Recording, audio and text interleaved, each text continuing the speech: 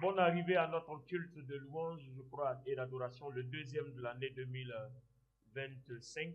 Amen. Aujourd'hui, nous allons parler de la prière et la gloire. La prière et la gloire. Quelqu'un dit avec moi, la prière et la gloire. Dis-le très fort, la prière et la gloire. Amen.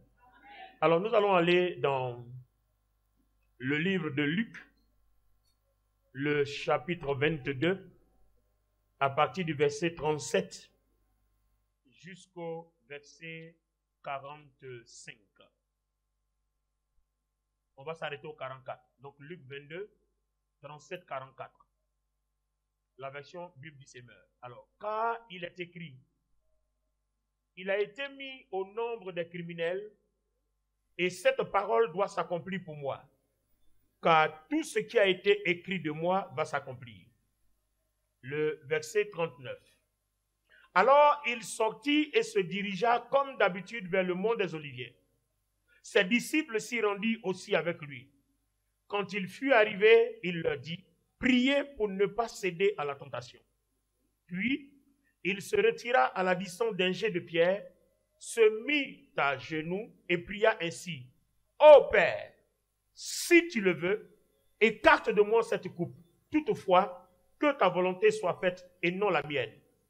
Un ange venu du ciel lui apparut et le fortifia. L'angoisse le saisit. Sa prière se fit de plus en plus pressante. Sa sueur devint comme des gouttes de sang qui tombaient à terre. Est-ce qu'on peut acclamer la parole du Seigneur? Église, est-ce qu'on peut acclamer la parole du Seigneur? Alléluia. Waouh. Que Dieu soit glorifié, que Dieu soit magnifié, que Dieu soit exalté. Merci de vous asseoir. Alors, les amis, nous parlons de la prière et la gloire. Pendant le message, participe avec moi parce que j'ai besoin de savoir que tu es là, que tu saisis bien ce qui se dit. La prière et la gloire. Nous venons de voir un test. Le Seigneur Jésus-Christ a prié jusqu'à ce que sa sueur devienne comme des gouttes de sang. Comment est-ce que cela puisse être possible? Alors, je sais qu'il a changé l'eau en vin, et ce n'est pas la première fois. Par Moïse, Dieu a changé l'eau en sang, donc on peut changer l'eau en vin. Donc vous voyez que quand la gloire est présente, elle peut transformer certains phénomènes naturels en phénomènes surnaturels. Vous voyez? C'est la raison pour laquelle notre vie chrétienne, ses succès et ses victoires ne se conjuguent qu'avec la gloire de Dieu. Si la gloire de Dieu n'accompagne pas notre vie, disons bye bye à tout succès, disons bye bye à toute réussite. On va toucher seulement un des aspects aujourd'hui. On a toute l'année pour toucher les autres aspects au fur et à mesure. Dans tous les cas, l'année est placée sous le sceau de la gloire. Amen. Un des aspects qui nous permet de manifester la gloire de Dieu, c'est la prière. C'est la prière. Alors, le Seigneur lui-même qui dit de prendre exemple sur lui, il nous montre qu'il a prié jusqu'à ce que sa prière devienne comme des caillots de sang. Alors, je vous envoie encore quelque part dans un autre passage. Dans un autre passage, je crois dans Matthieu le chapitre 17, je crois bien, si je ne me trompe pas. Dans Matthieu le chapitre 17, le Seigneur Jésus-Christ a fait une expérience de transfiguration où il a prié. Prenez avec moi Matthieu chapitre 17, verset 2. Alors, il fut transfiguré devant eux, son visage resplendit comme le soleil et ses vêtements devinrent blancs comme la lumière. Et tout ça, c'est dans la prière que tous ces événements-là se sont produits. Or, nous, qu'est-ce que nous faisons? Pourquoi est-ce que nos prières ne sont pas aussi assez efficaces pour atteindre de telles dimensions? C'est la question qu'on va se poser d'abord. Si par la prière, de tels phénomènes de gloire peuvent se produire dans nos vies, alors qu'est-ce que nous attendons pour les expérimenter? Une analyse s'impose. Et on va aller dans Jacques, le chapitre 4, le verset 3. Jacques 4, 3 dit, quand vous priez, vous demandez, vous ne recevez pas. Pourquoi? Il dit vous demandez mal. Ça fait une première chose. Et deuxièmement, il dit vous demandez pour satisfaire vos passions. Donc, il y a deux choses qui font que la gloire de Dieu ne peut pas se manifester dans nos prières pour la simple raison qu'il y a la mauvaise façon de prier et puis il y a la mauvaise intention que nous avons quand nous venons dans la présence de Dieu, celle de satisfaire nos intérêts. Donc, on réalise que toutes les fois que nous venons devant Dieu, et puis nos demandes sont focalisées sur notre personne, sur notre bien-être, sur tout ce qu'il faut, Dieu ne regarde pas. Alors, pourquoi Dieu ne regarde pas? Il dit, vous n'avez pas besoin, au verset 7 de Matthieu 6, vous n'avez pas besoin de multiplier de vaines paroles. Ne pensez pas que c'est parce que vous parlez beaucoup que la gloire de Dieu va se manifester ou que Dieu va vous exaucer. Non. Votre Père céleste qui est dans les cieux, il sait de quoi vous avez besoin avant même que vous venez vous mettre en prière. Ça veut dire que Dieu qui prend soin de nous, il sait ce qu'il nous faut. Donc, il a besoin seulement qu'on vienne lui demander ce qu'il exige de nous pour que lui nous donne ce qu'il nous faut. Donc, celui qui saura prier en 2025 aura de grands rendez-vous avec la gloire de Dieu. Parce que c'est la gloire de Dieu qui occasionne les grandes rencontres de notre vie. Pourquoi Dieu ne veut pas qu'on lui demande des choses pour nos passions? Parce que Dieu a un plan pour notre vie. Qu'est-ce qu'il nous dit, Jérémie? Il dit, je connais les projets que j'ai pour vous. Je connais les plans que j'ai pour vous. Je connais le programme que j'ai pour vous. Programme de paix, de bonheur et non de malheur. Afin que vous ayez un avenir et de l'espérance. Donc toi, ton avenir sur la terre là, ne dépend pas de ce que tu demandes à Dieu, mais ça dépend de ce que Dieu a déjà programmé pour toi. Attends, c'est clair ou c'est pas clair? Donc il dit, il veut que tu saches lui demander pour que cet avenir là soit en marche. Aussi simplement. Et par la grâce de Dieu, c'est des choses que Dieu nous a fait la grâce de comprendre. Ah, attends, moi aussi j'ai souffert comme vous. Hein. Même étant pasteur, j'ai fait des heures, des jeûnes de prière, et puis je n'ai pas été exaucé. J'ai été frustré. Souvent même déçu. Il y a eu des dimanches où je n'ai plus eu envie de venir prêcher parce que je ne comprends pas pourquoi ce que je prêche là, je ne vois pas dans ma vie. Ça m'est arrivé, j'ai passé aussi des crises, j'ai eu mes moments de crise avec Dieu. Parce que je ne comprends pas pourquoi je prêche tout ça, je fais tout, je jeûne. Combien de fois je n'ai pas fait 40 jours de jeûne? Il y a à peine 2 ans où je me suis révolté. Parce que, bon, on nous enseigne que quand vous jeûnez, Dieu se manifeste. Donc, je me suis révolté. Je dis, je vais jeûner. C'était la deuxième fois que je faisais ce genre de jeûne-là. La première fois, je faisais un jeûne de 7 jours sans manger, sans boire. J'ai commencé dimanche nuit. Je me suis descendu samedi matin, le 6e jour. Et la deuxième fois que je devais descendre, j'ai dit, c'est parce que je suis descendu 6e jour que ça n'a pas pris, que les choses n'ont pas marché. Cette fois-ci-là, j'ai fait les 7 jours. Sur 7. Dieu a 7 esprits. Vous voyez la façon des religieux là, non? Comme Dieu a 7 esprits, si je fais les 7 jours, 7 sur 7, Dieu va se glorifier. J'ai commencé mon jeûne dimanche à minuit. Sans manger, sans boire. À 50 combien d'années? Je n'ai même pas eu peur de mes reins. Je n'ai même pas eu peur de mon cœur qui peut manquer d'eau et puis s'arrêter. Je n'ai même pas eu peur. J'étais tellement révolté, tellement je veux voir Dieu. Et le premier jour, j'ai jeûné qu'à dimanche. Le samedi, j'ai dit, je suis arrêté, puis je vois comme ça, la tête tourne autour de moi, ça défile. On dirait qu'on est en train de m'arracher quelque chose sous mes pieds. Je suis là, je suis couché, et puis tout tourne comme ça. Ma respiration fait... Et puis je dis, aujourd'hui là, je n'arrête pas. Si je dois mourir, je n'ai qu'à mourir pas. Et de toute façon, je ne meurs pas, et puis je ne vois pas. Donc il faut que je meure, puis tout est fini, non? Donc aujourd'hui, on est dedans. Je vous assure, hein, c'était ma mentalité. J'ai dit aujourd'hui là, ça va finir, je ne meurs pas. Si je dois mourir, que je meure. Ma respiration monte, et puis je suis là. Je regarde mon téléphone. Est-ce que je dois appeler quelqu'un? Est-ce que je dois continuer? Parce que j'étais seul. Et je continue la prière. Après, j'ai vu cette tempête-là est passée. Parce qu'en fait, le corps était en train de vivre quelque chose d'inhabituel. Donc du coup, mon cœur battait mal. Mais j'ai dit aujourd'hui là, si au moins je meurs dans la présence de Dieu, je suis sûr que je suis sauvé. Aïe, 7 jours sans manger, sans boire, puis tu es mort le 6e jour. Mais tu te mets au paradis direct, au moins je suis sauvé. Donc ça là, ça fait que j'étais fortifié, je n'ai pas eu peur. Et j'ai traversé le 7e jour. Et j'ai commencé à glorifier Dieu. Et comme je devais aller prêcher à l'église, dans ça là, j'ai coupé le jeûne à midi. Et je suis allé prêcher. J'ai fini de prêcher. Et quand c'est comme ça, tu ne peux pas manger. Et c'est vers le soir, je prenais, parce que tout ce que je prenais était liquide. Et j'ai passé au moins 7 jours à prendre des choses liquides avant que mon estomac s'habitue à prendre les choses. Parce qu'à partir du 6e jour, tu ne sens plus le sel. Donc quand j'ai fini le jeûne le 7e jour, on met le sel dans la nourriture, je ne sens pas. C'est-à-dire qu'il faut mettre beaucoup, tu ne sens plus le sel, tu ne sens plus le sucre. C'est-à-dire le corps est devenu comme un esprit. Donc tu ne sens plus les choses matérielles. Et pourtant quand je suis sorti les amis, je n'ai pas expérimenté ce que je voulais expérimenter. Parce que j'ai privé mon corps de nourriture et d'eau, mais comment j'ai demandé à Dieu? J'ai demandé mal. Comment j'ai demandé à Dieu pour satisfaire mes passions? Quelle prière je n'ai pas faite? Hey, il fallait me voir. J'ai dit aujourd'hui 7 jours sans manger, sans boire, si et sort. Mais non, c'est gâté. J'ai demandé, j'ai fait ma liste. Comme on fait d'habitude là, j'ai fait ma liste. Je vais demander ça. Après, il demande ça. Après, il demande ça. Après, il demande ça. J'ai fini. Quand j'ai fini le jeûne, une semaine passe. 2 semaines passent. 3 semaines passent. 1 mois passe. 2 mois passent. J'ai dit, Seigneur. Donc, j'ai souffert pour rien.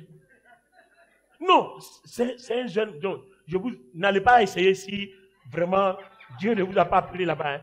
C'est une corvée. Hein. C'est une souffrance. Bon.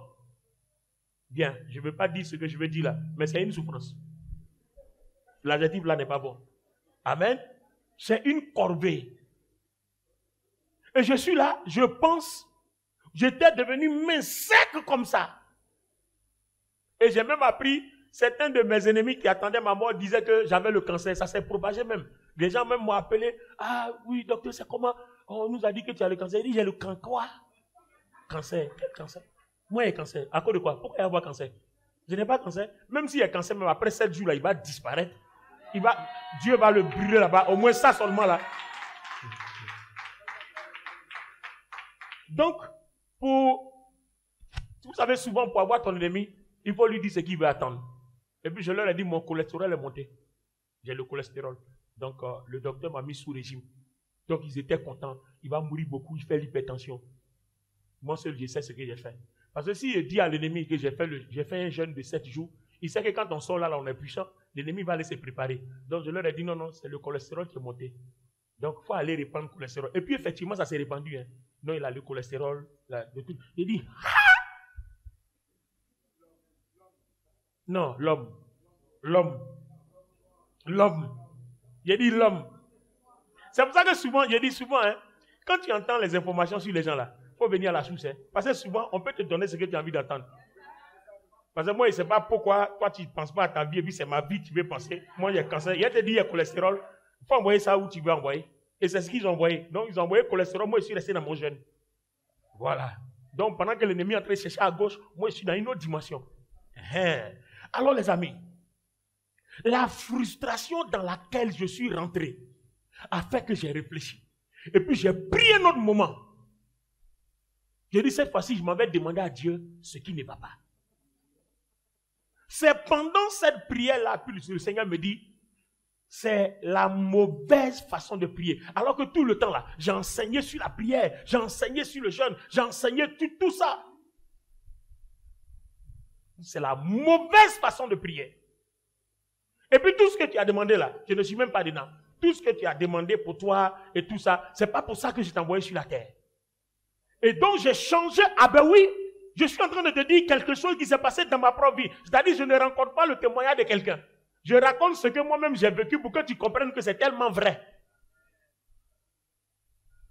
Donc il a fallu que je reprenne encore un autre 10 jours de jeûne. Cette fois-ci pour aller demander à Dieu à apprendre à prier et apprendre à faire les choses bien. Parce que je priais mal, je demandais pour ma propre convoitise. Donc je suis allé me priver de 10 jours sans manger pour que Dieu m'enseigne maintenant ce qu'on doit faire.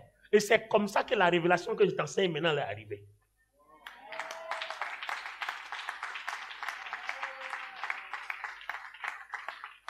Vous voyez? Alors, dans Matthieu le chapitre 6, à partir du verset 9, le Seigneur Jésus dit, quand vous priez, dites, vous voyez, dites, notre Père qui est aux cieux, ça fait 1. 2, que ton nom soit sanctifié. 3, que ton règne vienne. 4, que ta volonté soit faite sur la terre comme au ciel. 5, donne-nous notre pain quotidien. 6, pardonne-nous nos offenses. 7, enfin comme nous pardonnons à ceux qui nous ont offensés. 8, ne nous soumets pas à la tentation, mais délivre-nous du malin, car c'est à toi qu'appartiennent dans tous les siècles le règne, la puissance et la gloire. Donc, en fait, la façon de prier est composée de 7 étapes. Et c'est le décryptage, l'explication de chacune de ces 7 étapes-là, c'est ce que Dieu veut qu'on lui demande.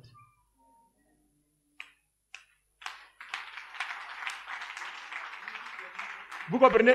Donc, en fait, ce que Dieu veut qu'on lui demande là, la source de notre vie est contenue à l'intérieur. C'est-à-dire, faites du royaume de Dieu. Vous voyez, votre priorité, et le reste vous sera donné. Donc, si moi, par exemple, j'ai besoin de maison, de voiture et tout ça, pendant que je suis en train de servir Dieu, mon projet, la substance de mon projet, ou bien la subsistance de ma vie, se trouve dans la source de ce que je suis en train de demander.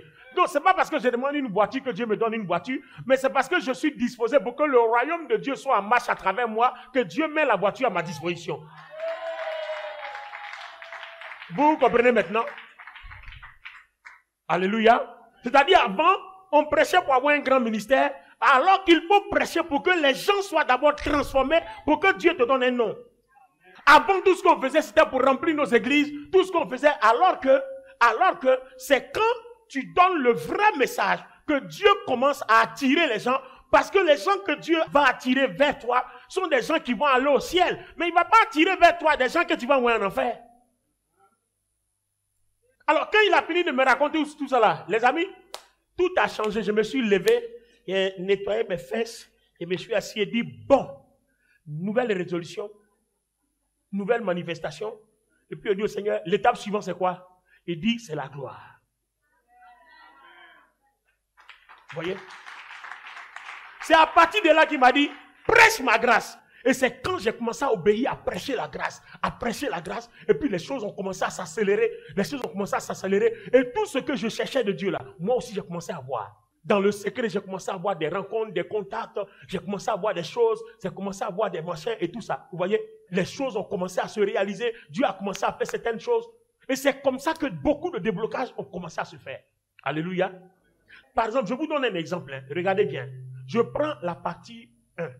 Notre Père qui est au ciel. En fait, ce n'est pas une récitation. Ce n'est pas parce que tu te mets à genoux, notre Père qui est au ciel, que ton nom soit sanctifié, et puis tu as fini de prier. Non, c'est toute une pensée. La prière de notre Père est un manuel de formation, de transformation et de délivrance. C'est un livre qui compose toute la pensée de Dieu contenue dans la Bible de Genèse à Apocalypse. Ah oui, les amis. Quand j'ai eu cette révélation, ça a transformé ma vie. Parce que ça marche et c'est vrai. C'est comme une formule. Quand tu l'appliques, elle marche. Il dit par exemple, je prends le numéro 1, parce qu'il y a 7 étapes, je prends seulement la première. Notre Père qui est aux cieux. En fait, si tu n'as pas de relation, le fait que tu entends notre Père, donc tu as un papa, toi tu as un enfant. Donc il faut qu'il y ait une relation. Dans la maison, s'il n'y a pas une bonne relation avec ton papa, je ne suis pas sûr que ton nom va figurer sur le testament. Je ne suis même pas sûr. Donc vous voyez déjà, la partie, l'étape 1 m'informe déjà que si je suis chrétien dans l'église et que dans ma façon de vivre ma vie chrétienne, je n'ai pas une relation avec Dieu, je ne peux pas avoir quelque chose. Même si je me mets à genoux, Seigneur, donne-moi une voiture. La voiture ne vient pas parce que je n'ai pas de relation avec le Seigneur. Donc quand je vais en prière, la meilleure des choses, la meilleure des prières, Seigneur, apprends-moi à cultiver une relation avec toi. Parce que celui qui a une relation avec son papa le bénit dans la maison. On lui donne l'argent de poche, on lui paye des habits, on paye ses études, on le met sur le testament. Il est même un héritier, il est même un privilégié. Donc, la relation que tu as avec Dieu, avec le Seigneur, avec le Saint-Esprit, ça règle tous tes problèmes. Tu n'as même pas besoin de papa, donne-moi l'argent. Le Père même sait que quand il va travailler là, c'est pour s'occuper de toi. C'est pour que les gens qui sont dans la maison vivent bien. C'est pour que les gens qui sont dans la maison mangent bien. C'est ça la relation, vous voyez? Donc, la nourriture de tous les jours de l'enfant est contenue dans sa relation avec le Père. Quand il a une bonne relation avec le père laisse l'argent du déjeuner, il mange. Est-ce qu'il a besoin de prier, donne-moi le déjeuner? Le père a prévu le déjeuner. Alors il dit, avant même que vous veniez à prier, votre père sait de quoi vous avez besoin. Le papa dans la maison sait qu'il te faut que tu manges le matin, à midi et le soir. Donc quand il va au travail, déjà dans la chambre, il a déjà dit à maman, petit déjeuner, voilà l'argent. À midi, voilà l'argent. Le soir, voilà l'argent. Entre 16h, 17h, 18h, voici le goûter. Mais ça veut dire, pour les enfants, est-ce que c'est pour lui? Non. Mais est-ce que tu as demandé un goûter? Le père sait que tu en as besoin. Donc il faut une relation. Il faut une relation. Donc vous voyez qu'on s'est fatigué avant. On s'en va en prière. Seigneur, donne-moi un enfant. Seigneur, donne-moi un mari. Est-ce que toi, tu as décidé d'être sur la terre? Tu n'as pas décidé d'être sur la terre. Le Seigneur sait. Il a prévu en t'envoyant sur la terre que tu dois te marier, que tu dois avoir des enfants. Il sait. Mais seulement, toi, tu es où par rapport au projet? Où es-tu par rapport au projet? Et les gens, ils font la foi enfant, et puis toi, tu es enfant de Dieu, tu ne fais pas enfant. Pourquoi? Même petit chef fait enfant. Toi, tu es avec Jésus-Christ, tu ne fais pas enfant. Donc, où es-tu par rapport à la relation? Donc, il y a quelque chose, il y a la relation. Où es-tu? Donc, vous voyez qu'en fait, c'est ce que je disais tout à l'heure quand j'ai pris la parole. Quand vous êtes dans une église, ce n'est pas la vie du pasteur qui est ton problème. Hein. Non, désolé. La vie du pasteur n'est pas ton problème. Toi-même, toi et Dieu, à quel niveau êtes-vous dans votre relation? Quand je vais en prière, quand je prends un jeûne, vous savez quoi je vais demander à Dieu? Quand je prends un jeûne que je m'en vais en prière, je me mets à genoux et dis, Seigneur, apprends-moi à être sage. Quand je lis ta parole, ouvre-moi les yeux là où se trouve la sagesse. Seigneur, apprends-moi à être discipliné. Apprends-moi à être intelligent. J'ai besoin de cultiver une bonne relation avec toi. Je ne sais pas quoi faire. Tu sais que je suis fait de chair. J'ai mes dégamages. J'ai tout ce qu'il faut. Si ce n'est pas mis en ordre, je ne verrai jamais ta gloire. Alors Seigneur, donne-moi l'amour pour lire ta parole. Et quand je lis la Bible, donne-moi les yeux pour voir où se trouvent les relations avec toi. Donne-moi les oreilles pour entendre, un cœur pour comprendre. Et je peux rester là à discuter avec Dieu de cette façon pendant au moins 1 heure, 2 heures, 3 heures. Rien que pour ça. Alors que dans la prière de notre Père, il y a 7 étapes. Et dans la première étape, je suis seulement notre Père. Je n'ai même pas encore touché qui est aux cieux.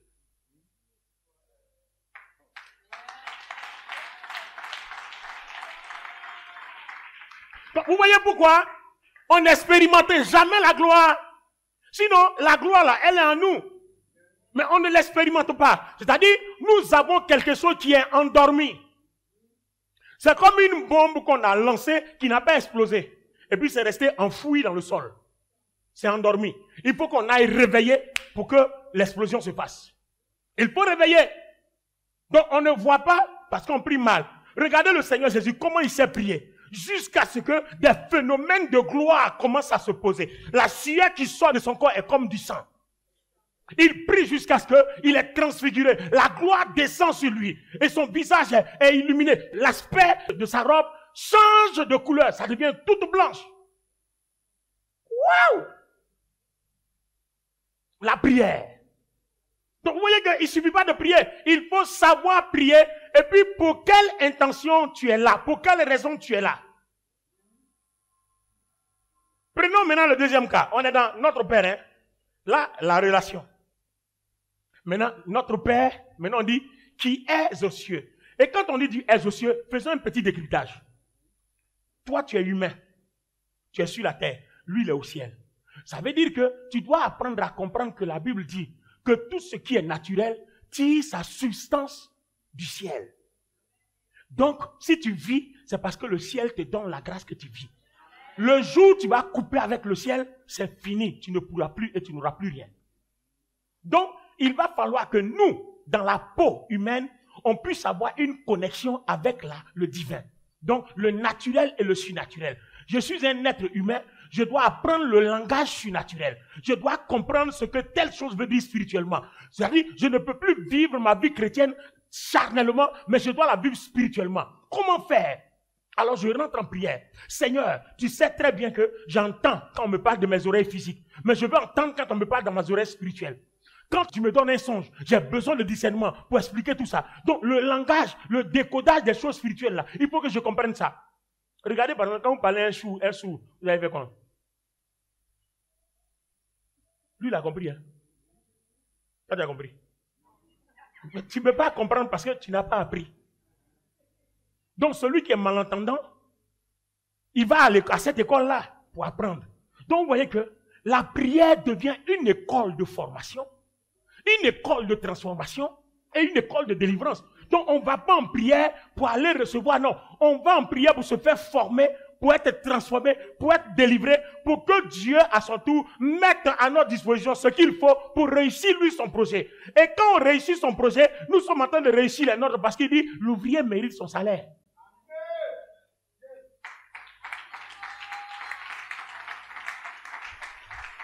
Si nous n'avons pas de relation, les amis, rien ne marchera.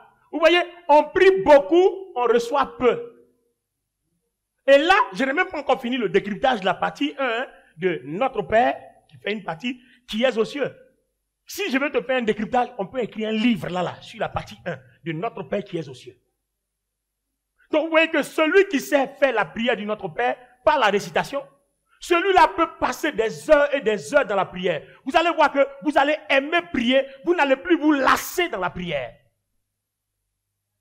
Comment une journée finie, tu te lèves, tu sors et puis tu n'as pas prié. Tu n'as même pas lu la Bible et tu es à l'aise. Alors, c'est par la prière que la gloire vient. Si la gloire ne vient pas, tu vas faire comment? Alors, avec quoi tu réussiras ta journée? Non, il faut la gloire. Et nous avons montré le dimanche dernier dans Exode 33 et Exode 34 comment Moïse était en prière dans la présence de Dieu pendant 40 jours et 40 nuits. Imaginez où il descend. Son visage est illuminé. Tout son corps est illuminé. Au point que les gens avaient peur de lui. Donc vous voyez que le jour où ta vie de prière va t'apporter cet aspect-là. Attends, capitaine, tu arrives au bureau là-bas. Ton patron me va dire, viens ici, on court là, fais comme ça, fais comme ça. Alors que tu ne dois pas poser question. Hein. Lui, parce qu'il est influencé. Ce qui est sur toi là, ça commence à avoir des impacts, des influences, ça commence à transformer, ça commence à créer un bouleversement. S'il t'aime pas, s'il a masqué des choses, ça commence à créer un chamboulement. Tout commence à se mélanger, tout commence à se façonner. Vous voyez, quand la gloire est sur toi, voilà le genre d'opération que Dieu fait. Donc vous ne pouvez pas passer votre journée sans la gloire, mais ça s'acquiert dans la prière. La première chose, c'est la prière. On va toucher d'autres choses. Comment la gloire vient? Par la prière, numéro 1.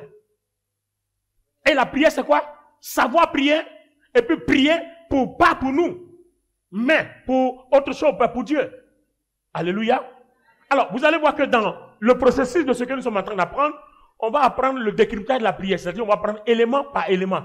Aujourd'hui, j'ai essayé de vous faire semblant de décrypter un peu notre Père après qui est aux cieux. Vous voyez qu'en fait, ça n'a rien à voir avec ce que vous faisiez d'habitude. C'est toute une démarche, c'est toute une formation. La prière du Notre Père est tout un livre. Un livre en 7 étapes. Chaque étape est déjà un livre. Chaque étape est déjà suffisant pour prier. C'est pour ça que depuis que j'ai connu ça, quand je prie, maintenant j'entends la voix de Dieu claire. Je peux vous dire la vérité. Avant même en tant que pasteur, quand je priais, je luttais pour entendre la voix de Dieu. Pourquoi? Parce que je demande des choses qui n'intéressent pas Dieu. Donc Dieu n'est même pas invité dans ma prière. Mais depuis que je fais la prière du Notre Père, lui-même il s'invite parce que je commence à faire ce qui lui plaît. Donc il est présent. J'entends sa voix. Et ce qu'il me dit là, ça se réalise exactement tel que je l'ai entendu. Je n'ai plus de difficulté à souffrir pour entendre la voix de Dieu parce que les choses sont faites exactement telles. Il dit quand vous priez, dites. Donc si tu ne dis pas ça, mais quand il dit dites là, il n'a pas dit réciter. Dites notre Père qui est aux cieux. Quand je dis notre Père qui est aux cieux, papa, toi-même tu sais que je suis un dégameur. De toute façon, il est ment. Donc là, dans la maison là, tous ceux qui sont menteurs là, n'ont pas trop au petit déjeuner. Donc je comprends pourquoi depuis tu ne t'occupes pas de moi. Donc pardon. Là, il faut régler mon mensonge. Moi-même là, je viens te dire qu'il ment. Non, est-ce que vous voyez la prière? En fait, c'est ça.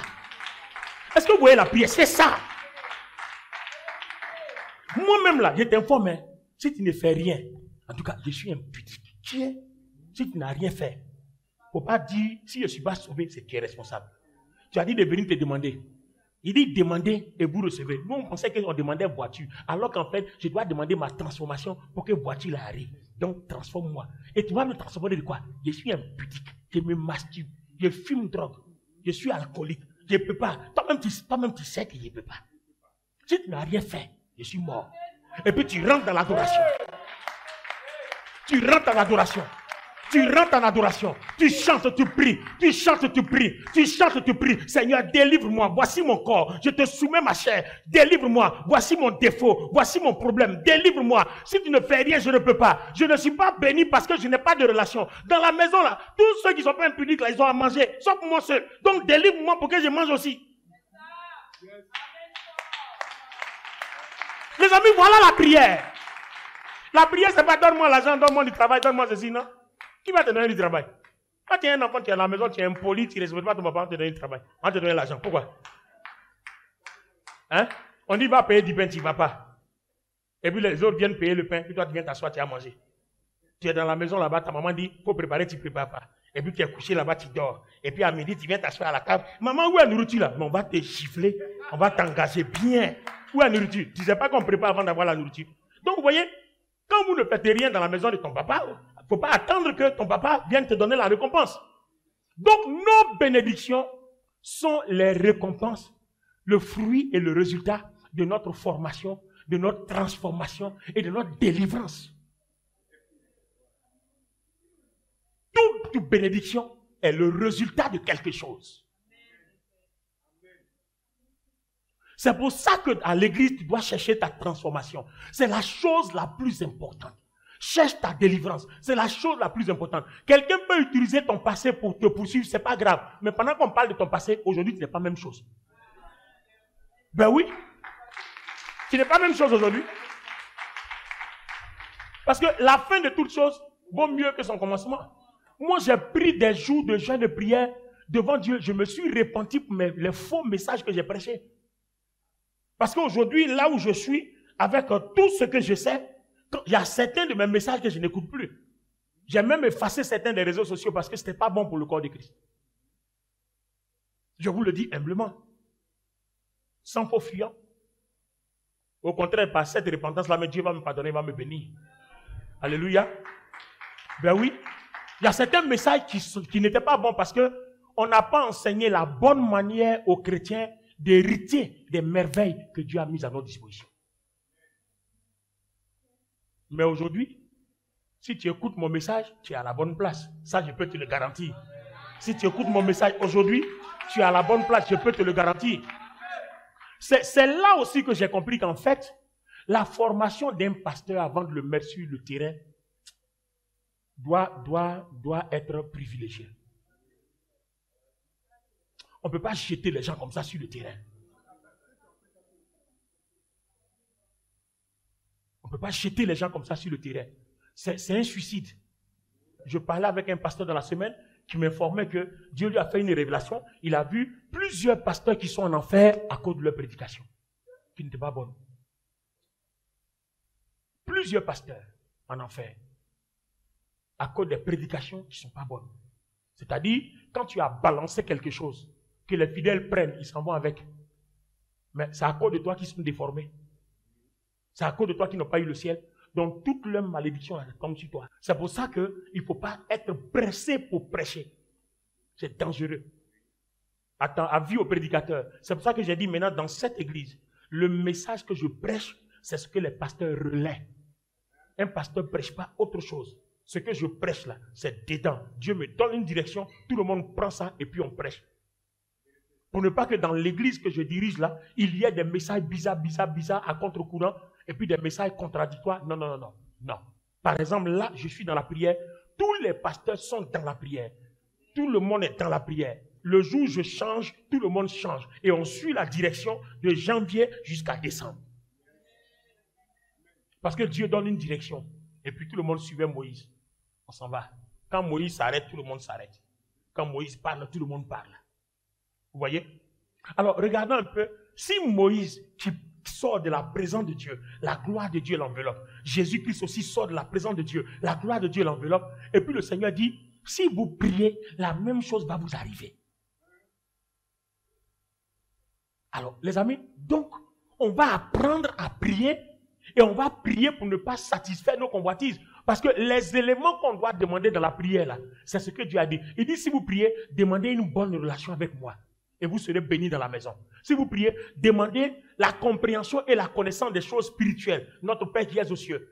Apprenez dans votre corps charnel, apprenez à vivre la dimension spirituelle, à penser, à voir. Ça, c'est quoi? La foi.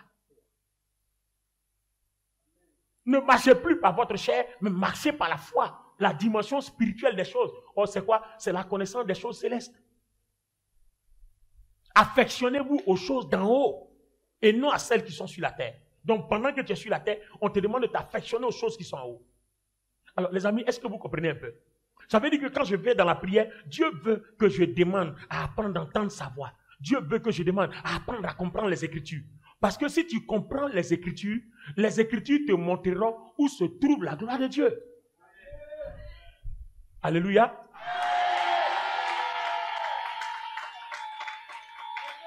Est-ce que quelqu'un est béni ce matin? Waouh. On va voir un peu comment, quand la gloire de Dieu par la prière est sur nous, comment les ennemis peuvent capituler. Allons dans Actes des Apôtres, le chapitre 9. Actes des Apôtres, le chapitre 9, à partir du verset 3. Il se dirigeait donc vers Damas et approchait déjà de cette ville quand, soudain, il fut environné d'une lumière éclatante qui venait du ciel. Il tomba à terre et entendit une voix qui lui disait: « Saul, Saul, pourquoi me persécutes-tu? » « Qui es-tu, Seigneur ?» demanda-t-il. La voix reprit: « Je suis, moi, Jésus, que tu persécutes. Mais relève-toi, entre dans la ville, et là on te dira ce que tu dois faire. » Ses compagnons de voyage restèrent figés sur place, muets de stupeur. Il entendait bien la voix, mais ne voyait personne. Saul se releva de terre, mais il avait beau ouvrir les yeux, il ne voyait plus. Il fallut le prendre par la main pour le conduire à Damas. Il resta aveugle pendant 3 jours et ne mangea ni ne but. Amen. Les amis, regardez ce qui s'est passé ici. Saul de Tarse, qui avait reçu des lettres de créance de la part des principaux dirigeants de Jérusalem, et il venait fraîchement de tuer Étienne. Ils veulent arrêter le mouvement de Jésus-Christ. Ceux qui prêchaient au nom du Seigneur, il fallait les arrêter. Regardez ce qui va se passer. Après le meurtre d'Étienne, il s'en va à Damas, parce que là-bas, il y avait plusieurs qui suscitaient le réveil spirituel. Alors, comment Dieu va arrêter Paul pour que le massacre s'arrête? C'est la gloire. La gloire est quittée au ciel, a frappé Paul, l'a rendu aveugle. Et là, nous avons une information biblique que quand la gloire est sur toi, l'ennemi ne peut pas contre toi. Donc, vous voyez le verset dans la Bible qui dit, si Dieu avec moi est avec moi, qui peut contre moi? Vous voyez, on récite. Mais en fait, si la gloire de Dieu est sur moi, c'est le témoignage que Dieu est avec moi. Alors, personne ne pourra contre moi. Encore là, on a fait une mauvaise récitation. Oui, si Dieu est avec moi, qui peut contre moi? Tu demandes, c'est parce que tu viens à l'église. Donc, Dieu est avec toi parce que tu viens à l'église. Il est avec toi parce que vous avez une relation.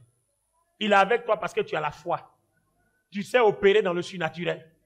Il est avec toi parce que notre Père qui est aux cieux, que ton nom soit sanctifié. La version parole de vie dit, fasse que ton nom se fasse connaître, que ton nom soit connu. Or, son nom soit connu, c'est par toi. Donc, tu n'es même pas un instrument disposé pour que son nom soit connu. Et puis tu dis, si Dieu est moi, non, c'est de la récitation. Donc, tu vois que toute cette distraction-là, j'ai fait aussi avant. J'ai récité comme ça avant. J'étais pasteur, puis je me battais dans les rêves avec les gens. Mais aujourd'hui, là, qui apparaît dans mon rêve encore? Il y a 2 jours, je rêvais, quelqu'un est venu m'attaquer. La personne a pris un disque, vous voyez les disques qu'on prend, qu'on roule comme ça là. Vous avez vu les disques que les gens lancent là, non? Je ne sais pas ce qui s'est passé, je me suis retrouvé dans une pièce, et puis cette personne a attaqué quelqu'un. Et je voulais défendre la personne. Donc la personne là sait que si le disque là, la frappe, le disque là te transperce, puisque ça roule, donc ça te déchire. Donc j'ai mis la personne de côté et je me suis mis en face. Donc le gars a roulé le disque, il l'a lancé. Le disque est venu tout droit dans ma poitrine. Quand ça m'a frappé, je ne sais pas ce qui s'est passé. Au lieu de me découper, ça a rebondi et puis c'est parti sur le genou. Et je suis maintenant pour aller se cacher pour ne pas que le disque là le découpe. Je ne sais pas si, comme s'il y avait un ressort ou quelque chose au niveau de ma poitrine, mais quand ça frappait là, ça a rebondi et puis c'est reparti sur lui. La personne allait se coucher maintenant en bas des chaises là pour échapper que le disque là vienne frapper. Donc, je me suis arrêté, je voulais terminer, puis je me suis réveillé. J'ai dit, oh Seigneur, fallait me laisser le film. J'ai fini le film là avant de me réveiller. Hein? Fallait laisser, j'ai terminé le film là, l'épisode là, le feuilleton là avant de me réveiller. Amen. Bon, comme il veut que je prie pour mes ennemis aussi, mais pas qu'il tue les gens. Donc, amen. Sinon, j'ai dit non. De toute façon, il a foncé sur lui là. Quand il allait se cacher, ça dit, je voulais prendre le disque là même là, et puis sur place là même, couper sa tête. Et puis en même temps, je me suis réveillé. Non, et Dieu, tu es bon, hein. Tu es bon. J'allais assassiner quelqu'un en rêve là. Alléluia. Donc vous voyez que quand la gloire de Dieu est sur vous, c'est comme un bouclier. Tout ce qui vient de négatif contre vous est renversé. Même si on fait des faux coups derrière vous, vous ne serez pas au courant. Hein? Au dernier moment, Dieu va renverser son victoire pour vous. Il est arrivé un événement dans ma vie, et puis quelqu'un me disait, mais voilà ce qui se passe, tu ne fais rien. Il dit, mais pourquoi tu veux qu'il fasse quelque chose? S'il fait quelque chose, c'est que la gloire de Dieu n'est pas avec moi. Parce que quand la gloire de Dieu est avec vous, vous avez envie de voir Dieu vous défendre pour que vous ayez le témoignage que c'est Dieu qui marche avec vous. Ben oui, parce que si tu agis par toi-même, à un moment donné, le diable va te dire c'est parce que tu as travaillé. Dieu n'a rien fait pour toi. Mais quand tu es là et puis tu remets tout entre les mains du Seigneur et puis tu vois Dieu opérer, ça augmente ta foi. Parce que tu vois Dieu à l'œuvre. Je veux voir Dieu à l'œuvre. Je veux voir Dieu, mon roi. Je veux voir Dieu à l'œuvre. Je veux voir Dieu, mon roi. Laisse Dieu glorifier son nom. Si Dieu est avec toi là, ce n'est pas toi qui vas parler. Je me souviens à l'époque de Gédéon. Les gens voulaient arrêter Gédéon parce que Gédéon a abattu la statue de Baal. Son papa a dit aux gens, mais attends, Baal là, vous n'avez pas dit qu'il est Dieu. Bon, où était sa gloire quand on abattait sa statue? Baal aurait dû dire, celui qui touche à ma statue, je le tue. Mais Baal n'a rien dit. On a abattu sa statue. Donc, laissez Baal va se défendre. Donc, c'est là que le nom Jérubbaal est venu. Pour montrer que celui qui a défié Baal, et puis il n'y a rien derrière. Il a abattu la statue de Baal. Il a abattu le pieu sacré. Et puis il n'y a rien. Baal n'a pas pu parler parce qu'en réalité, Baal n'est pas Dieu. Baal n'a pas de gloire. Mais notre Dieu a une gloire.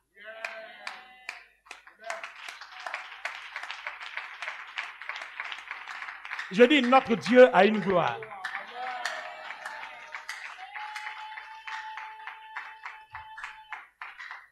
Si vous savez manifester cette gloire que nous transportons en raison de notre union avec le Christ, parce que la gloire, elle n'est pas ailleurs, hein. Elle est déjà en nous. Donc, nous sommes unis au Christ, nous avons cette gloire. Mais nous la transportons, à nous de la réveiller. Et la première des voies, c'est quoi? La prière. C'est la prière. Vous devez apprendre à prier, à parler à Dieu, à prier jusqu'à ce que vous sentez que la gloire de Dieu qui est en vous est sortie de vous. Qu'elle touche votre corps, qu'elle touche votre chair. Vous devez sentir ça. Si vous priez que vous ne sentez pas ça, posez-vous des questions. Nous allons prier avec la première étape de notre Père. Alléluia. Alors, écoutons le modèle de prière du Seigneur dans Jean, le chapitre 17. Après avoir ainsi parlé, Jésus leva les yeux au ciel et dit, Père, l'heure est venue. Fais éclater la gloire de ton Fils, pour qu'à son tour, le Fils fasse éclater ta gloire. En effet, tu lui as donné autorité sur l'humanité entière, afin qu'il donne la vie éternelle à tous ceux que tu lui as donnés. Or, la vie éternelle consiste à te connaître, toi, le Dieu unique et véritable, et celui que tu as envoyé, Jésus-Christ. J'ai fait connaître ta gloire sur la terre, en accomplissant l'œuvre que tu m'avais confiée. Et maintenant, Père, revêt-moi de gloire en ta présence. Donne-moi cette gloire que j'avais déjà auprès de toi avant les origines du monde. Je t'ai fait connaître aux hommes que tu as pris du monde pour me les donner. Ils t'appartenaient, et tu me les as donnés. Ils ont gardé ta parole.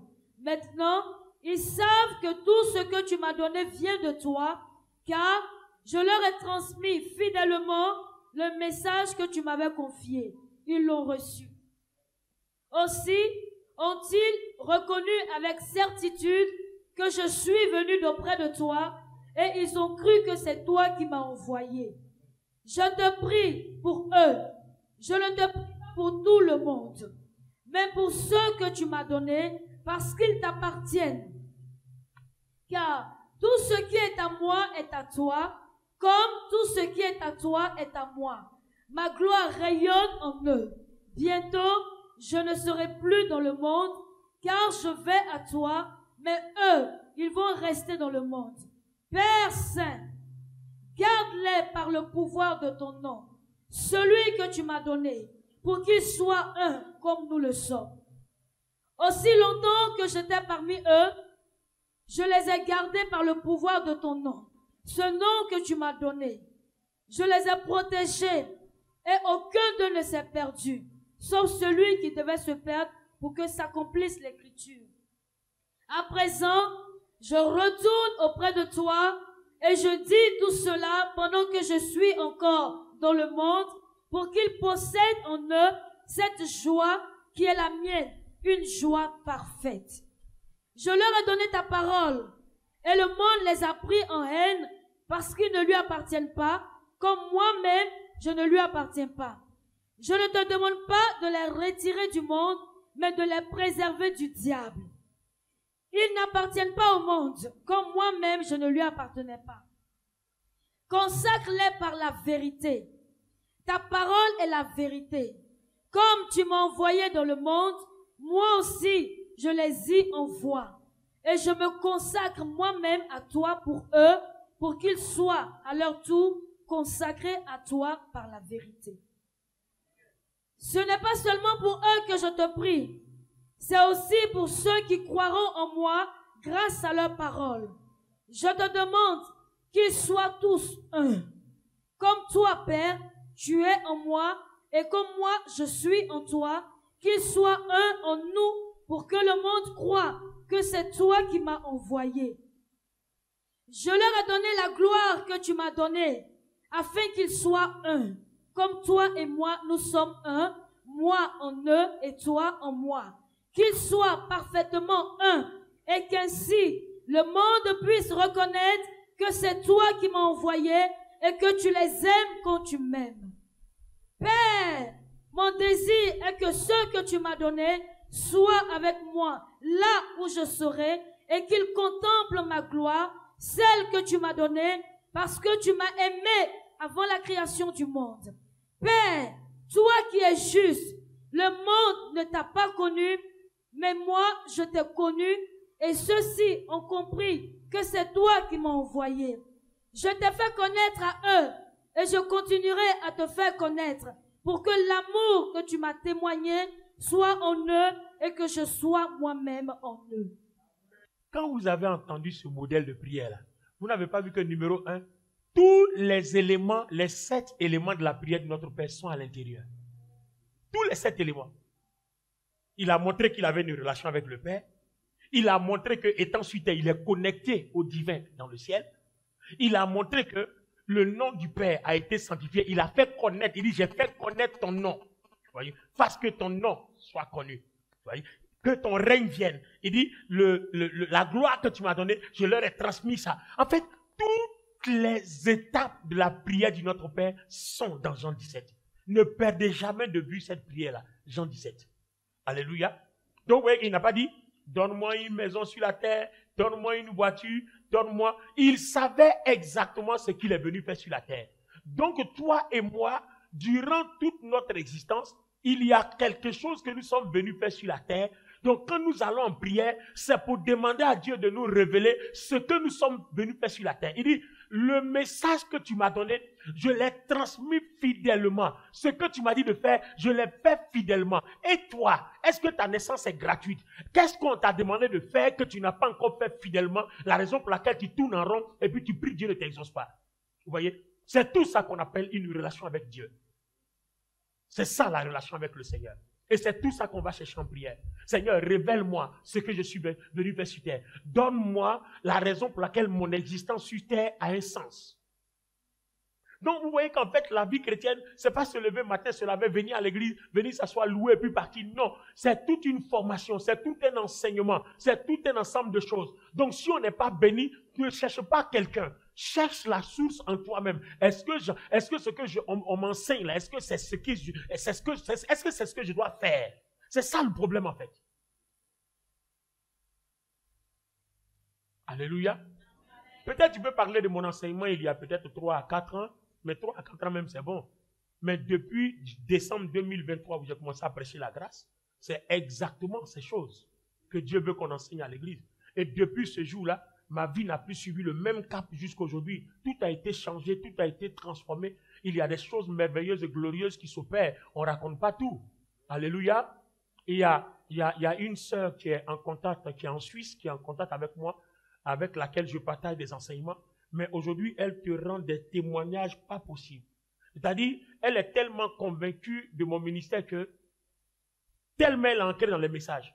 Aujourd'hui, les témoignages qu'elle rend, même au niveau du travail, où les patrons lui ont fait des histoires, et en fin d'année, on donne des primes aux autres, elle est dedans. C'est-à-dire, elle se dit, avec tout ce qui s'est passé là, tous les reproches qu'on m'a fait, ça là, elle est dedans. Jusqu'on lui a envoyé félicitations. Hein? Félicitations où on a passé le temps à me donner des avertissements. Je lui ai dit, tu ne comprends pas encore. Ça s'appelle la gloire. Quand tu t'attaches à la gloire crée des modifications dans la vie. Quand tu t'attaches à la gloire crée des changements dans ta vie. Alléluia. Une autre partie importante de cette prière, il dit, la gloire que tu m'as donnée, je leur ai donnée. Et je me suis consacré à toi. Donc, fasse que eux aussi soient consacrés à toi. Donc, il y a un autre élément qui sort. Il a parlé de sa fidélité avec le Père, il a parlé de sa consécration avec le Père, et puis il a parlé de la gloire que le Père lui a donnée, qu'il a mise aussi à la disposition. Donc, dans sa prière, il y a 3 grands aspects, 3 grands paramètres bibliques qui sortent, sans lesquels vous ne pouvez pas réussir. Il parle de fidélité, il parle de consécration, et puis il parle de gloire. Alors, dimanche prochain, nous allons toucher ces aspects-là dans la prière.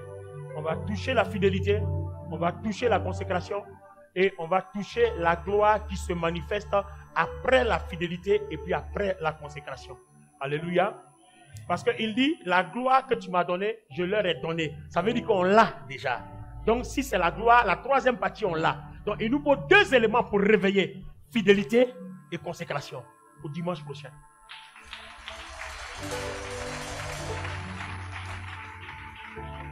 Dieu, tu es bon. Lève les 2 mains vers le Seigneur. On peut prier quelques minutes.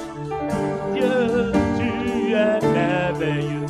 Seigneur, tu es excellent. Allons-y.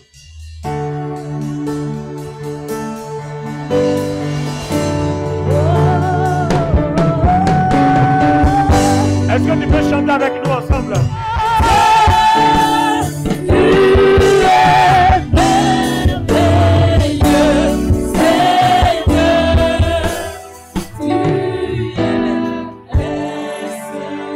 Alors, regardez bien, nous allons prier. Le verset de Luc que nous avons lu, il est bien écrit, le Seigneur priait instamment. Il priait avec ferveur. Il priait avec ferveur. Donne du son à mon micro, s'il te plaît. Il priait avec ferveur jusqu'à ce que sa prière devienne comme, sa sueur devienne comme des caillots de sang. Amen. Donc, en fait, quand tu sais prier et que tu sais pourquoi tu pries, tu es engagé. Donc, on ne prie pas sans être engagé. La prière nécessite un engagement. Donc, on va être engagé ce matin. On va prier pendant 5 minutes. Il est déjà l'heure, il est déjà 11h. On va prier pendant 5 minutes. Alléluia. Et pendant 5 minutes, il faut que l'atmosphère change. Le Seigneur a dit, si on sait prier, et si on prie, pas pour nos convoitises, il n'y a pas de raison qu'il ne se glorifie pas. Au moins, on a déjà une promesse. Amen. Nous allons prier. On va prendre seulement notre Père qui est aux cieux. On va suivre le modèle de prière de Jean 17. On va dire à Dieu, voici ce que je suis. J'ai besoin de savoir la raison pour laquelle je suis sur la terre. Et qu'est-ce que je dois faire pour que moi, je sois un instrument de gloire. Tu dis, toute arbre qui ne porte pas de fruits est coupée et jetée au feu. alors moi je n'ai pas envie d'être coupé et jeté au feu. Et si tu dis, si je porte du fruit, alors tout ce que le Père, je demanderai au Père, il le fera pour moi. Alors Seigneur, apprends-moi à porter du fruit. Qu'est-ce que tu dois ôter de ma vie? Montre-moi ce que je dois faire pour que je puisse porter du fruit. Prie comme ça jusqu'à ce que tu sentes la gloire de Dieu. J'ai besoin d'une relation avec toi. J'ai besoin d'être un vrai enfant de Dieu. J'ai besoin d'être un enfant respectueux, béni dans la maison de mon Père. J'ai besoin d'avoir la foi, une connexion avec le surnaturel. Enseigne-moi ces choses. Édifie-moi, Saint-Esprit. Montre-moi. Parle à Dieu maintenant. Parle à Dieu maintenant.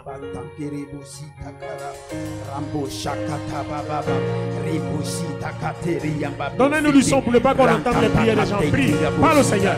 Sois engagé. Sois engagé. Sois engagé. Sois engagé. S'il vous plaît. Je me souviens à l'époque, quand on priait, une fois, j'ai donné un sujet de prière concernant le mariage. Mais j'ai vu comment les gens étaient déchaînés. Comment les gens étaient déchaînés. Vous voyez, vous avez l'impression que la prière, cette façon de prier là, vous n'avez pas votre intérêt dedans. Mais si vous ne passez pas par là aussi là, vous allez faire que de faux mariages. Vous allez avoir que de fausses relations. Parce que les bonnes choses ne viendront pas sur votre chemin. Alléluia. Amen. C'est comme ça. Si je disais tout à l'heure, prions pour les sorciers qui nous combattent. Tout le monde va commencer. La prière sera engagée. Mais ce n'est pas comme ça aussi que tu gagnes la victoire. Parce que longtemps tu as prié comme ça, tu n'as jamais eu de victoire. Amen. Amen. Le Seigneur nous a montré comment prier. Tu dois chercher une relation. Si tu as cette relation, le diable même sait que le papa là, dans la maison là, il n'aime pas qu'on touche à cet enfant. Vous-même chez vous à la maison, il n'y a pas des enfants. Quand on les touche là, même quand l'enfant a mal fait là, vous grondez quand même la personne qui l'a chicoté. Pourquoi? Parce que c'est votre chouchou dans la maison. Ah, le pasteur Pierre dit, il avait un comme ça chez lui à la maison. Voilà, il avait un comme ça. Voilà. Il dit, dans leur famille, on peut dire qu'on ne le touche pas. Même quand il a mal fait, les parents ne sont pas d'accord qu'on le touche. En fait, c'est comme ça.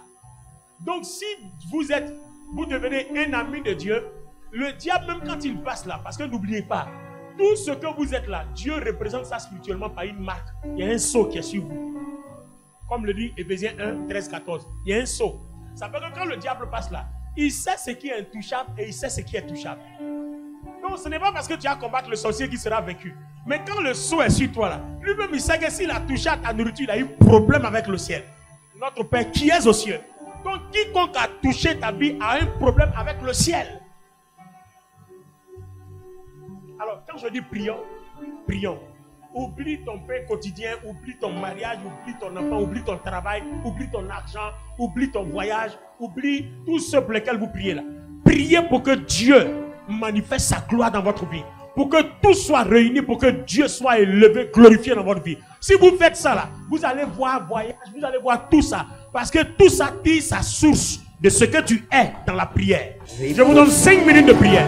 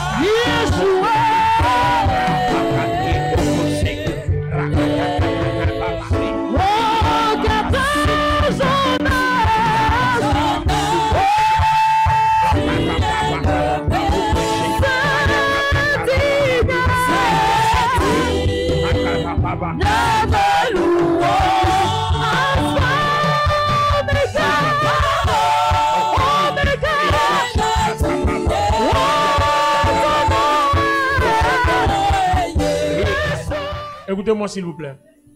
On va faire une dernière prière. Regardez, je vous donne un secret. Hein, et ça, c'est l'expérience de toutes mes années de ministère. Amen. Amen. À l'époque,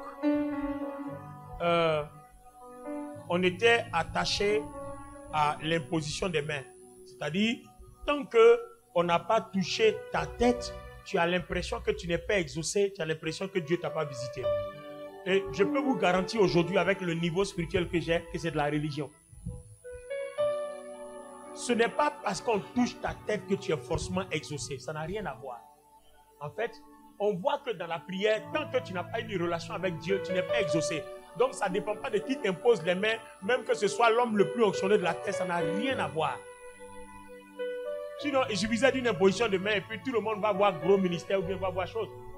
Il faut savoir mettre en pratique, comme le révérend me le disait, il faut savoir suivre. Il faut savoir suivre. Il faut savoir suivre. Il faut savoir suivre.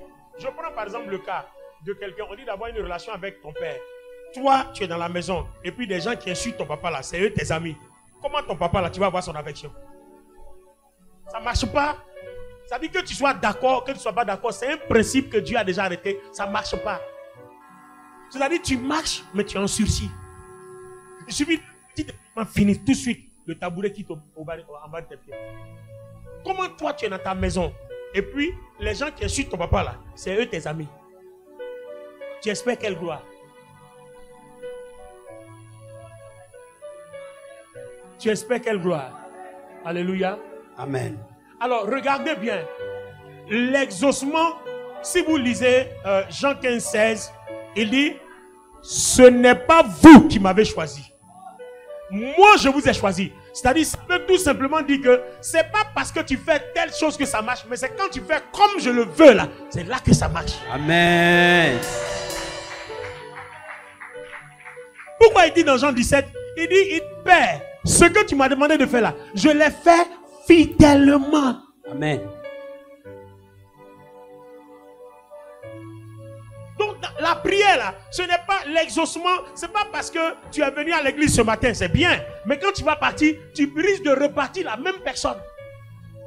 Donc quand souvent nous les prédicateurs on dit, aujourd'hui là, vous ne serez plus la même personne. C'est faux, en fait, c'est pour vous enjailler. Mais dans le fond, c'est pas comme ça. Moi-même j'ai dit ça avant, et puis je suis conscient qu'on t'enjaillait. Mais dans le fond, c'est pas ça. Ta relation, la façon dont tu prends les choses. Il dit, ce n'est pas vous qui m'avez envoyé. C'est moi qui vous ai envoyé. C'est moi qui vous ai appelé. C'est moi qui vous ai établi. Afin que vous alliez. Si vous portez du fruit, que vos fruits demeurent, à ce moment-là, demandez tout. Et mon Père vous donnera. Amen. Donc, à ce moment-là. Donc, ce n'est pas à n'importe quel moment. On n'est pas exaucé à n'importe quel prix. On n'a pas une bénédiction à n'importe quel prix. Non.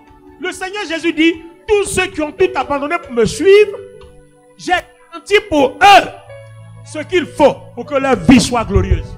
Amen. Donc il nous faut de la consécration. Il nous faut de la fidélité pour que cette gloire qui rend tout glorieux dans notre vie au Père se révèle et se manifeste. Il dit, vous êtes la lumière du monde.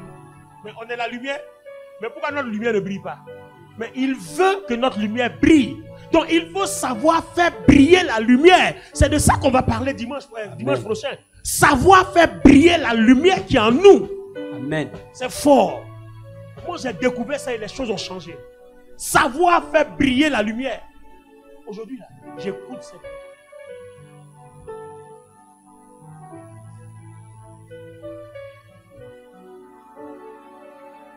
À cause du message. Alléluia. Amen. Non, je n'ai pas mis le micro, mais ce n'est pas pour tout le monde. C'est pour les pasteurs. Amen. Bon, celui qui a entendu à côté, c'est sa grâce. Gloire à Dieu. Alors on va prier. On va dire à Dieu, aujourd'hui là, qu'un cycle de transformation en vue de la fidélité et de la consécration à lui s'opère dans notre cœur pour que cela soit notre ligne de direction quant à notre vie chrétienne afin de voir la gloire de Dieu. Prions cette dernière prière là et prenons Jésus comme le centre de tout. Il dit c'est moi mais pas vous. Donc faisons tout selon son modèle. Bien. Écoutez ceci. Merci Enoch. Écoutez ceci. Vous savez, la dernière fois c'était le 31. Et puis il y a un pasteur qui m'a posé la question. Ah mais papa, pourquoi maintenant là quand tu prêches, on ne voit plus la manifestation, la puissance du Saint-Esprit, les guérisons et les délivrances. Et puis il fait, il dit allons au bureau. Quand on allait au bureau, c'était un de mes fils qui était venu assister au programme. Et puis je lui ai dit, tu sais, il y a beaucoup de choses dont on n'en avait pas connaissance. La gloire de Dieu ne descend pas n'importe comment et elle ne se manifeste pas n'importe comment. Elle se manifeste dans un terrain bien préparé. Est-ce que vous savez souvent qu'il y a les manifestations, là, des fausses manifestations, des fausses onctions? Il y a des fausses manifestations. Quand la vraie gloire de Dieu te touche là, si tu tombes, tu te réveilles, tu n'es pas la même personne. Tu ne peux plus faire palabre à la sortie du culte là-bas. C'est pas possible. Je lui ai dit, quand je vais donner l'enseignement qu'il faut, quand je vais finir d'enseigner sur la prière, quand je vais finir d'enseigner sur la consécration, quand je vais finir d'enseigner sur la fidélité et la loyauté, quand je vais finir d'enseigner sur l'amour, que les gens vont comprendre qu'en fait, toutes ces choses-là, c'est parce que ça manque, que la gloire de Dieu n'arrive pas à un certain niveau, c'est-à-dire elle est limitée. Mais quand ça va arriver à ce niveau-là, vous allez voir, je serai même en train de parler et puis les paralytiques vont se lever, vont marcher. Pourquoi? Parce que les gens ont compris comment faire pour que la gloire opère. J'ai parlé simplement avec quelqu'un qui est en Suisse. Aujourd'hui, déblocage sur déblocage, tous les jours. Hier, il m'a envoyé tonnes de messages comme ça pour me dire merci. Il dit non, c'est la gloire de Dieu. C'est parce qu'en fait, tu t'es disposé pour écouter ce que Dieu a dit. La vie chrétienne, il n'y a pas de secret, ce n'est pas la magie. Tu as compris la parole va prendre effet. Mais si tu vas attendre seulement que quelqu'un vienne prier pour toi, on t'impose les mains, on prie pour toi, on t'impose les mains, et puis tu es là, tu dis amen seulement. Tu n'as pas de relation, ça ne suffit pas. Ça ne suffit pas, les amis. Je vous dis la vérité, ça ne suffit pas. Si vous voulez quitter cette église, allez-y ailleurs. Vous allez répéter la même chose parce que Dieu n'a pas changé. Ça ne changera pas. Alléluia. En tout cas, si tu es ici, que tu n'as pas ta bénédiction, ce n'est pas moi. Cherche ton problème ailleurs. Si tu veux faire l'expérience, quitte ici, va prier ailleurs. Tu vas passer des années là-bas, tu vas revenir au même point de départ. Pourquoi? Parce qu'il n'y a pas de relation. Tu n'as pas de relation avec Dieu. Tu n'as pas de relation. Donc ça ne fonctionnera pas. Parce que même la gloire, nous l'avons. Mais Dieu veut que ce soit nous qui la réveillons. Dieu ne va pas la réveiller pour nous, c'est nous qui devons la réveiller. La gloire, elle est en nous. Nous devons la réveiller. Tu as un témoignage. Viens dans ton témoignage. Prends le micro. En début d'année, il a fait un songe où tu m'as dit 3 mois après, les choses devaient être pareilles. Réveille la gloire qui est en toi. Tu vois? La gloire de Dieu, là, lisez votre Bible. Hein. Ce n'est pas quelqu'un, c'est nous qui devons la réveiller. Dit, dimanche prochain, ne rate pas le message parce qu'on va te montrer comment faire pour activer la gloire qui est en toi. Arrange-toi, je ne sais pas ce que tu auras, mais ne rate pas le dimanche prochain. C'est un culte préparé pour te former, pour te transformer et pour te propulser. Amen. Et quand tu auras compris tout ça, tu vas voir que les choses vont changer tout seul. Que Dieu te bénisse.